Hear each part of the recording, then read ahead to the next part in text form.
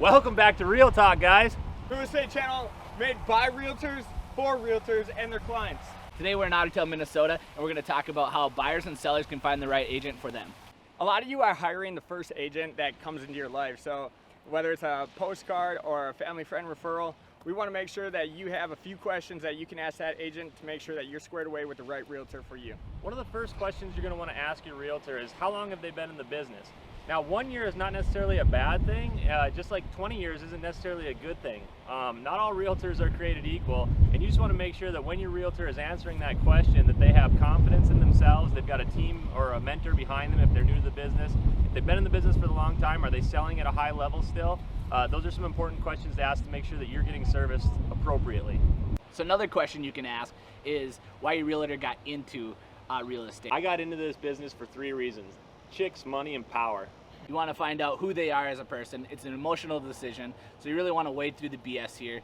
Your agent's going to tell you something, well, I got into it for the community, or I wanted to help volunteer in my neighborhood, something like that. What you want to do is choose a realtor that meets your financial goals or your real estate goals. So make sure you're choosing the realtor that you trust, because throughout the entire real estate process, your realtor is your number one go-to, and they need to be your most trusted ally. Another question that you're going to be asking your agent is how many clients that they're currently working with. Are they working with one client or are they working with 50? Now, if they're working with one, you want to make sure that they are a good agent. However, that might mean that you could get more of their time and attention. If they're working with 50, you want to make sure that they have the systems and the tools in place to ensure that you are still going to be taken care of as a client. Hey man, how many agents are you servicing right now? Honestly, I've got like 20 pending right now, so I can only do like 15 minutes of this, but like I can help you. Like I can get your house sold. Yeah. We'll be okay. Yeah. I have the systems and I have the tools. I Okay. have these other clients I need to talk to right now. Okay. Okay, I'll be right back. Another question you're going to want to ask your agent is, who will I be working with? Will I be working with you or will I be working with a team? If you're working with a single agent, that can be a really great thing. You get very personalized attention. The only problem is if that agent is busy, if they get a lot of pending deals, sometimes you can fall through the cracks and it might be hard to get a hold of them. On the other side of that equation, you can work with a team. The team can be great. You'll be working with an administrative assistant probably, maybe a transaction coordinator. You'll get calls once in a while from the main agent that you listed with or decided to purchase with, and it can be a seamless process. However, if the team isn't structured appropriately, again, you can fall through the cracks. So you just want to make sure that whether you're working with the single agent or the team, that they all have the systems and tools in place to service you the best. So another question you can ask your agent is what sets them apart from other agents in the area. So this is the question that they should really get excited about. You should see a spark in their eye. It's going to be the question that they 100% are talking about themselves. So make sure they're not talking about, oh, I only put a sign in the yard. I'm a super good realtor and I'm going to put a sign in your yard. I'm going to take, real nice photos, and I'll call you when we got the property under contract. For me, I was born and raised in this area, so I get excited when I'm in the Lakes area and I'm listing homes in the Lakes area and I'm selling homes in the Lakes area.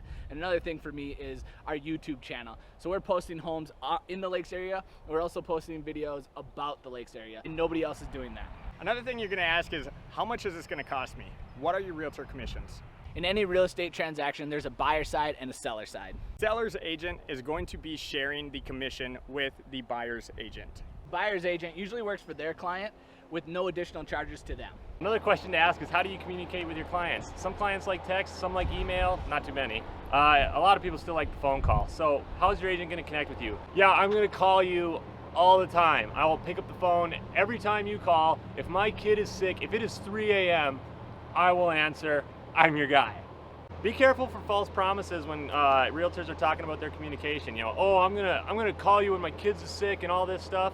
You got to make sure this is genuine when they're talking to you, and you might even want to test it when they leave the listing appointment, when they leave the first buyer's appointment. Send them a text, give them a call, see if they pick up, see if they respond in a reasonable amount of time before you sign the papers with them. So another question you should ask your agent is, are they full-time or are they part-time? Full-time agent will be there for you no matter what. They can answer your phone calls, answer your text message or emails.